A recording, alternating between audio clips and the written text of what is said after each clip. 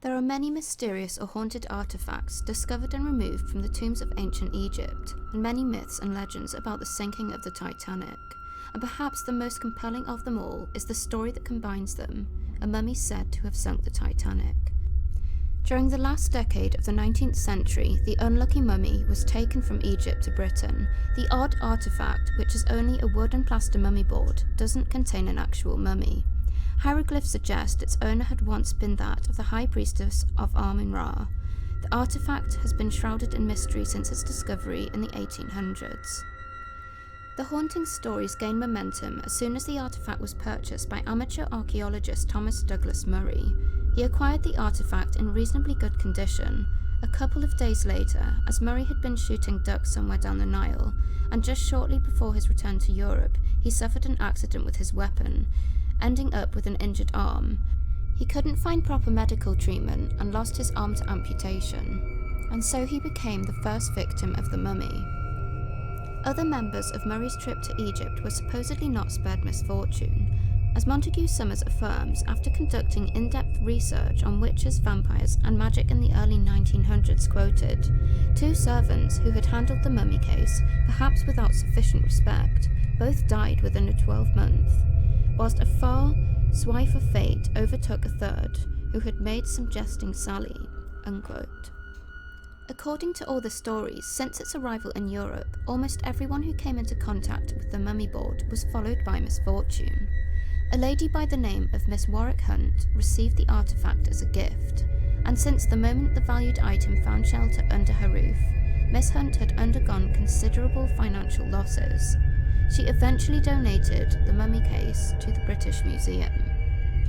All the rumours that surrounded the mummy prompted journalists such as Bertram Fletcher Robinson to investigate the nature of the artefact and whether it was cursed. Robinson had reportedly verified some of the story's truthfulness, but strangely, before he was able to finalise any piece summing up his investigation efforts, he all of a sudden died. Other famous people got involved with the story, including Sir Arthur Conan Doyle, who contemplated how strange Robinson's death was. The artefact was already in the British Museum when Robinson carried out his investigation, which is where it lives to date, and where it was a couple of years later after Robinson's death, and when the Titanic sank. It is not entirely clear how the story spread around that the case was on board the ocean liner, but some accounts point to the names of Murray, and that of his friend, the famed journalist William Stead, who unfortunately happened to lose his life in the Titanic disaster. Murray took an interest in the paranormal, like many other people in the late 19th century and the early 20th.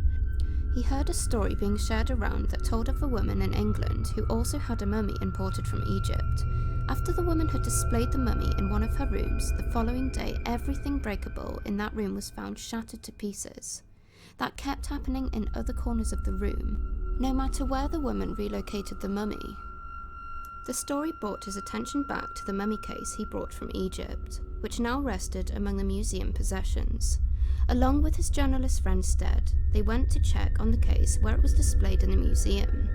Stead was also attributed for coming up with the first news pieces about the curse of the mummy. After scrutinizing the artifact, they had felt that, quote, felt the expression on the face of the cover was that of a living soul in torment. Allegedly, the pair then wished to perform a seance to remove, quote, the anguish and misery from the eyes of the coffin lid, unquote, but such an offer was turned down by the museum officials. Papers still issued some more stories on the mummy case. In 1912, Stead was on board the Titanic as a first-class passenger. He had embarked on this journey due to participating in a congress at Carnegie Hall. He was invited there personally by President Taft. His investigative journalism work by that point had been so well recognised that he was a candidate for collecting a Nobel Prize for Peace later the same year. He might have, but he didn't make it. He was last seen reading a book in the smoking room of Titanic's first-class quarters. Following his death, a testimony was made by one of the survivors, appeared stating that Stead had shared the story about the curse of the mummy case on board the Titanic just days before the tragedy happened. Then some claims came up that the British Museum had allegedly wanted to remove such an unfortunate item from its possessions. The news also shared that the museum had arranged to sell the mummy case to a museum based in America, which is why the case supposedly found itself on board the lavish ship, although there is not much evidence to back this up.